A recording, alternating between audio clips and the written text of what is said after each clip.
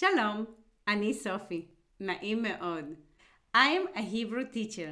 I speak 5 languages: Russian, Hebrew, Chinese, English, and Spanish. Teaching and learning languages is part of my life since I was a little child. After graduating from Haifa University, I moved to China and I earned a master's degree in teaching Chinese as a second language from Kunming Normal University. Moving to the States 12 years ago was a really fun experience. I was teaching Chinese in preschool and Hebrew at the University of Minnesota. I also taught 2 years online in the Rashi Jewish Day School in Boston. I'm very happy to be here and meet you all in my Hebrew lesson. שלום, אני סופי. נעים מאוד.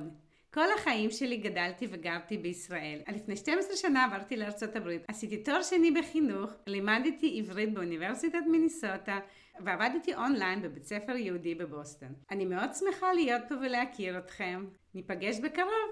להתראות!